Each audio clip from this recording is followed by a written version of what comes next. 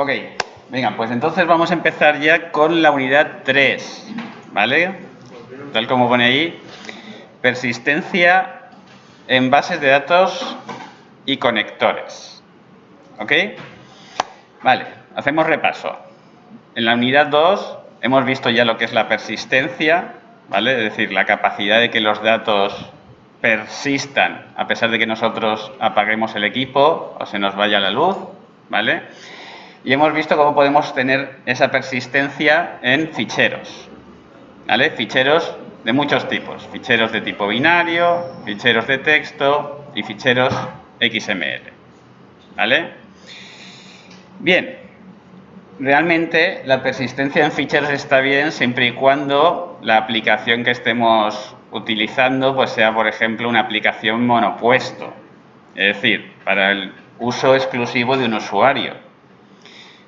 Por ejemplo, Word, ¿vale? Pues va a utilizar ficheros o el Excel. Pero en cuanto queramos tener una aplicación multipuesto, es decir, que la puedan utilizar varios usuarios, pues el uso de ficheros no es una buena solución, ¿de acuerdo? Porque el intercambio puede ser horroroso. Solución entonces, utilizar bases de datos, ¿de acuerdo?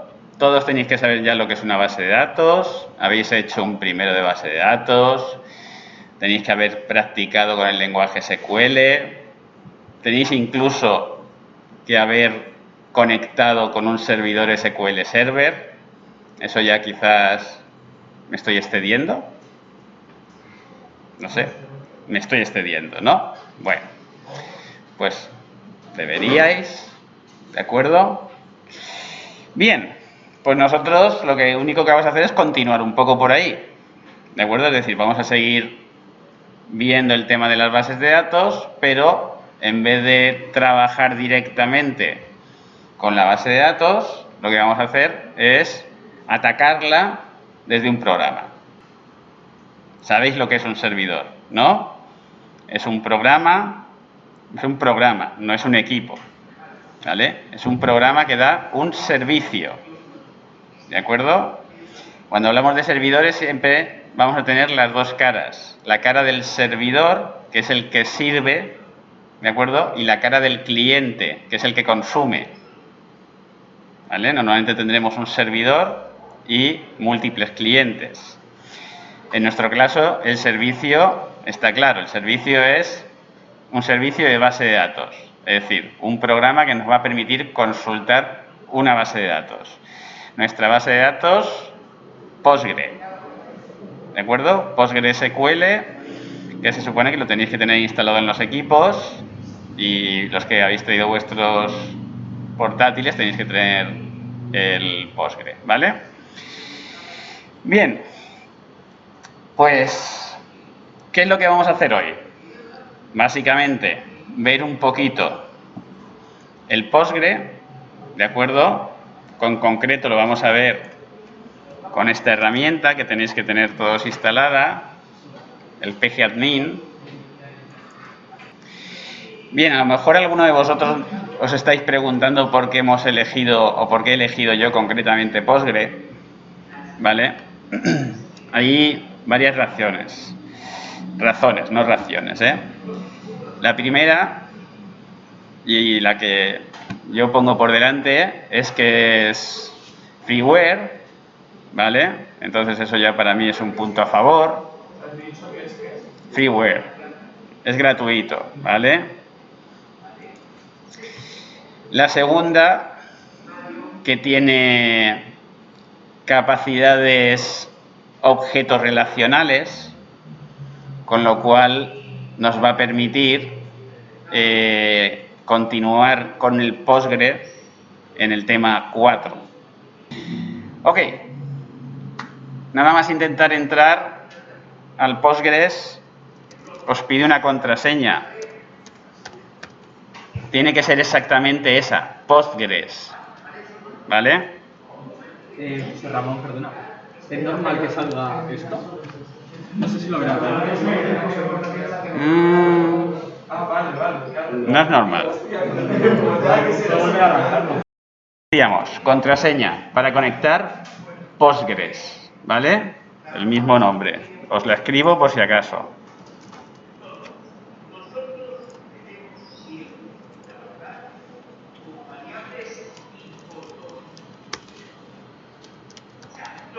¿Ok?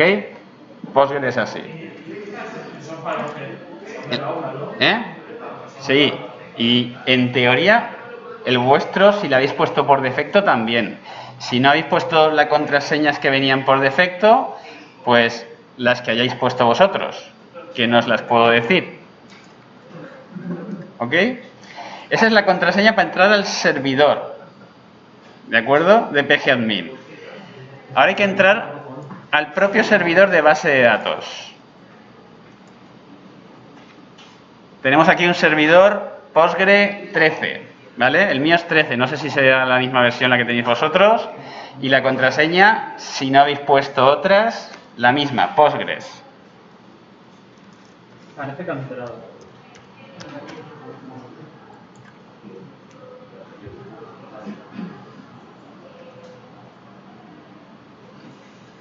¿Ok? Vale. Seguramente vosotros solamente tendréis esta base de datos, Postgres, ¿vale? Porque estas dos las he creado yo para los ejercicios del tema 4. ¿Ok? De todas maneras, os voy a enseñar un poquito lo esencial, porque lo primero que tenéis que hacer es crear una base de datos con el Postgres, ¿vale? O mejor dicho, con el pgadmin. Podríais hacerlo directamente si quisierais con algún administrador SQL, pero esto os va a facilitar la vida, ¿vale? Para crear la base de datos, pues simplemente os venís ahí y le decís crear base de datos, ¿vale? Yo no voy a crear de momento ninguna base de datos porque ya tengo una creada, dos creadas. Simplemente os voy a mostrar cosas que tenemos que conocer.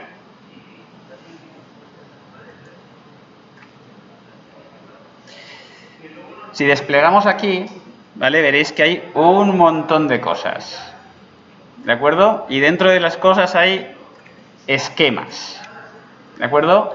El Postgre admite en una base de datos diferentes esquemas. ¿Qué es esto del esquema? Esto lo que me permite es tener diferentes versiones de la misma base de datos. ¿Para qué quiero tener esquemas? Pues queremos esquemas, por ejemplo, si queremos tener una versión estable y una versión en desarrollo de la base de datos. ¿De acuerdo? El esquema por defecto, el público, siempre. ¿Vale? Que es el que nos mostrará Postgres cuando hagamos cualquier petición sin esquema, que será lo que utilizaremos por defecto, ¿vale? Nosotros no vamos a utilizar esquemas alternativos, ¿vale? Pero simplemente que conozcáis lo que es y para qué se usa. Bien, y dentro del esquema, pues tenemos un montón de cosas también. Cosas que podemos conocer. Las tablas, ¿de acuerdo? Obviamente. Dentro de las tablas, pues columnas, ¿vale? Restricciones. ¿Qué restricciones puedo tener? Pues restricciones, por ejemplo, de clave ajena. ¿De acuerdo? Restricciones de clave primaria. Esas son las restricciones, ¿vale? Secuencias. Esto lo utilizaremos bastante. ¿Qué son secuencias? Secuencias son campos que se autonumeran. Utilizaremos sobre todo secuencias para campos clave, ¿vale? Para que se vayan autonumerando. Más cosas que podemos utilizar aquí o que tocaremos. Funciones, ¿vale? Pueden ser funciones o pueden ser procedures, ¿vale? Diferencia. Las funciones devuelven un valor y los procedimientos no devuelven un valor, ¿vale? Nosotros haremos ejercicios de funciones. De hecho ya los veis, por lo menos 4. ¿Ok? Bien, ¿y cómo puedo hacerle cosas a la base de datos? ¿Cómo puedo trastearla? Pues podemos trastearla directamente, ¿vale? Por aquí, podemos crearla o podemos por aquí decir que quiero borrar algo o editarlo, pero si tenemos un poquito de experiencia en manejo de SQL, ¿vale? La forma más fácil es utilizar la query tool esta. ¿Vale? La query tool simplemente es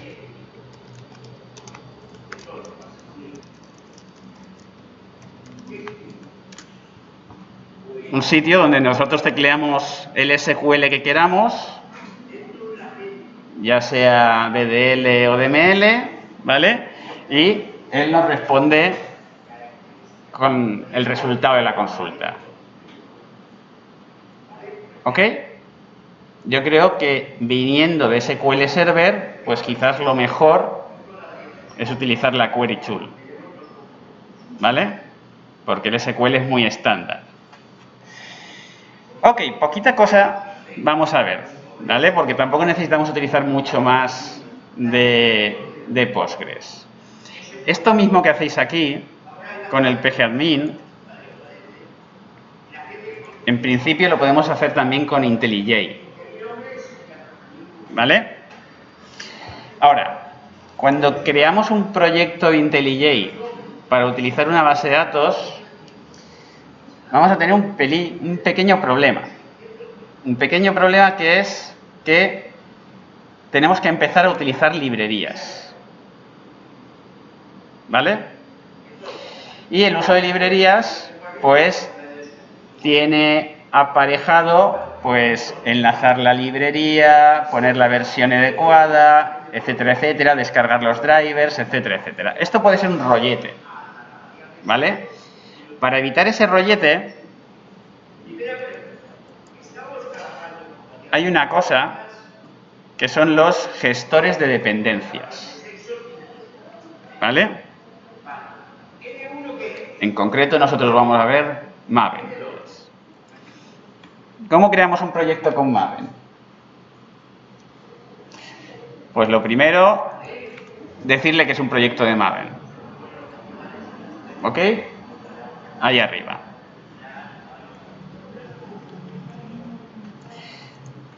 Le decimos que lo queremos crear desde un archetype, ¿vale?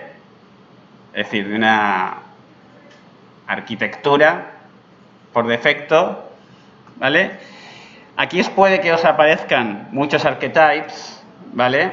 Nosotros elegiremos el Quick Start. ¿No os aparecen archetypes? Vale, estábamos en este paso, sin archetypes para meter en nuestro proyecto, sin saber cómo solucionarlo.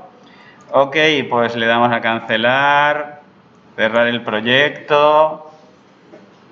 Nos aparece de nuevo la ventana de IntelliJ, le damos New Project y ya tenemos todos los archetypes, ¿vale? Y le decimos que queremos crear desde un archetype, ¿vale? Y buscamos el Quick Start. ¿Ok? Aquí elegimos unidad 3. Nombre.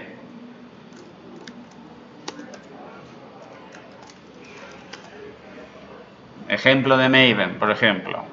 ¿Ok? Y si todo está como nos apetece, por cierto, vamos a ver aquí, antes de seguir adelante, ¿vale? En las coordenadas del artefacto, aquí podéis poner vuestras propias coordenadas, es decir,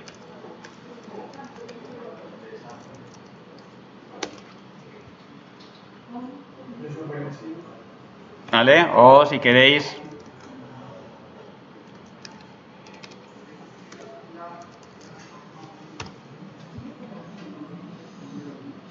eso se supone que es donde va a ir empaquetado todo el proyecto.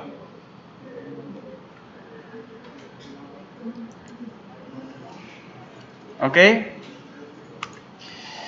Y hecho esto, le damos a Finish.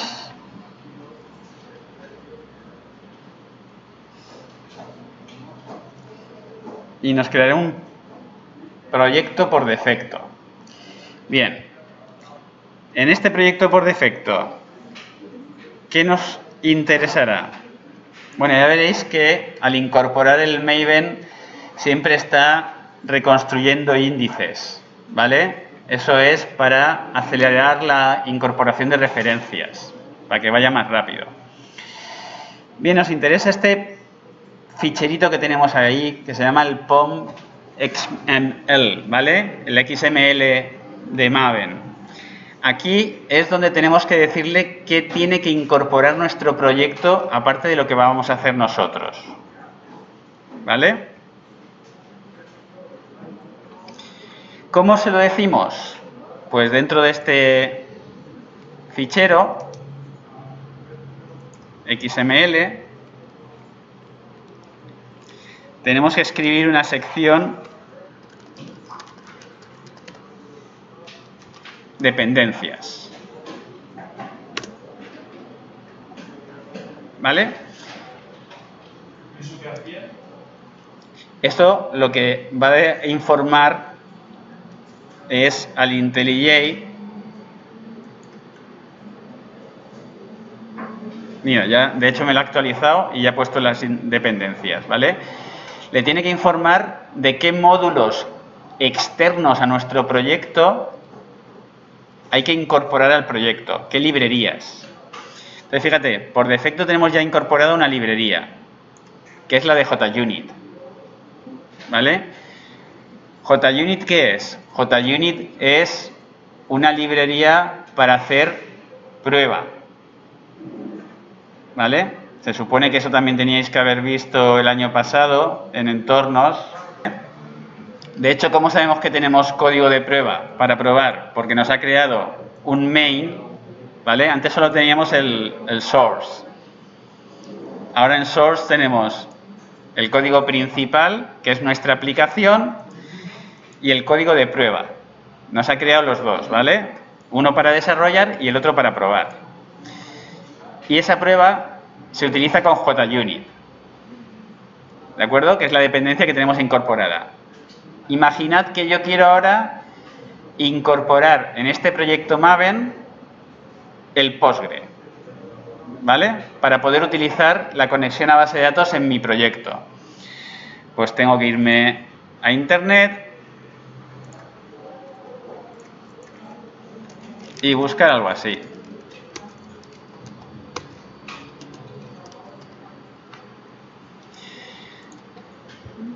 Maven Driver PostgreSQL.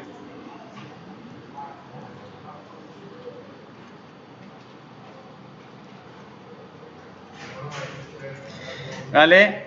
Y me aparecerá el repositorio de Maven con los drivers de Postgre.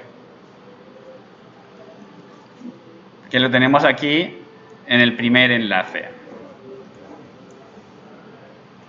¿De acuerdo? Habría que poner, perdona. Maven PostgreSQL Drivers o Driver. Buscamos la versión del driver que queramos utilizar. En principio, la última que haya estable, ¿vale? Que será la que nos está ofreciendo aquí. Y veis aquí que tenemos un enlace a Maven, o sea, una pestaña Maven, ¿vale?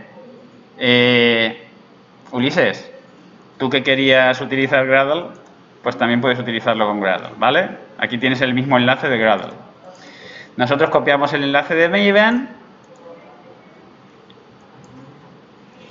nos venimos a nuestro fichero POM y le añadimos la dependencia tal y cual estaba.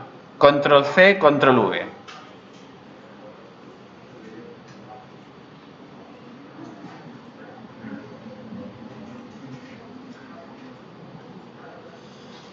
¿De acuerdo?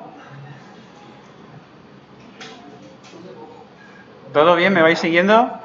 Sí, pero bueno, me pasa. Ahí me sale... Es normal que salga en rojo. Yo es que por tenerlo tengo ni la carpeta. A ver, no, si hay cosas en rojo, no os preocupéis de momento. Es que hay que meterlo dentro de la etiqueta dependencia.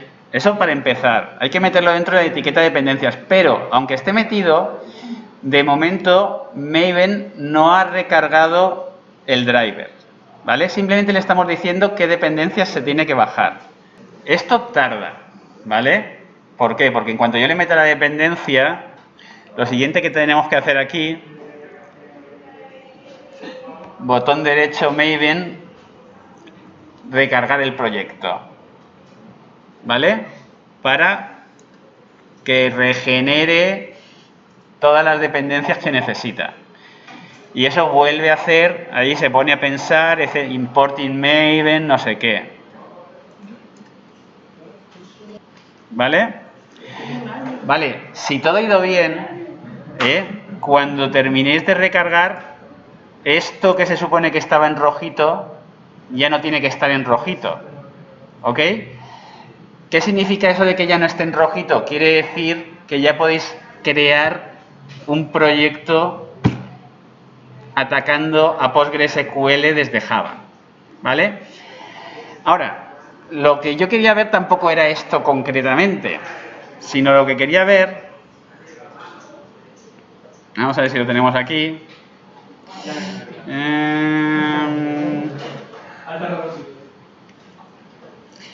es esto, ¿vale? La ventana de base de datos de IntelliJ. ¿Qué es lo que me permite esta ventana de base de datos de IntelliJ? Pues me permite hacer exactamente lo mismo que puedo hacer con el pgadmin. Es decir, administrar la base de datos remota. ¿Para qué queremos esto? Pues lo podemos querer si no nos apetece cambiar de aplicación, simplemente. ¿Vale? Pero que sepáis que lo que podemos hacer con el pgadmin lo podemos hacer desde dentro del IntelliJ con esto. Perdona, ¿puedes volver a decir cómo has activado la ventana de base de datos? En View, Tools Windows, Database. Y si no sale, o sea, mira, me sale eso.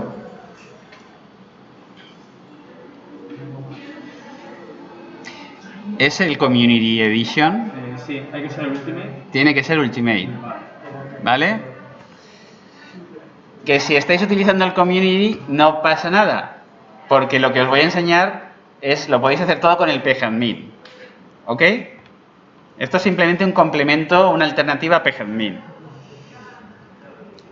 Aquí simplemente podemos crear una conexión de base de datos, mirar todas las bases de datos que tenemos para elegir, ¿vale? Buscamos la nuestra, que es Postgre.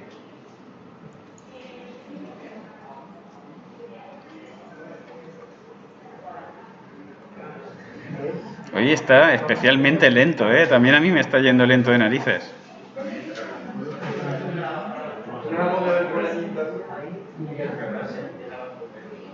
Pues igual tiene que ver algo, sí.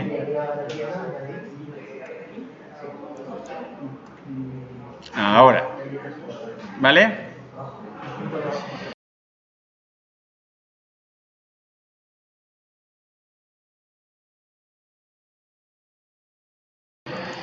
Y aquí definimos la conexión. Está puesto como localhost porque se supone que todos tenemos corriendo el servidor en nuestra propia máquina, pero si no estuviera en nuestra propia máquina, ahí habría que poner la URL. La URL o la IP. ¿Hasta ahí está claro? ¿Sí? Vale. El usuario de Postgres. ¿Ok? Decíamos. Lo he puesto con el wifi de mi teléfono, es el internet aquí de la casa, que no va bien. Porque ya terminado. ¿Vale? Postgres. Y le damos a crear la conexión. Fijaros que me aparece aquí una consola. Esa consola es la equivalente a la query tool que tenemos en el pgadmin. ¿Vale? Es decir, podríamos hacer exactamente lo mismo. A ver si es que es Postgres.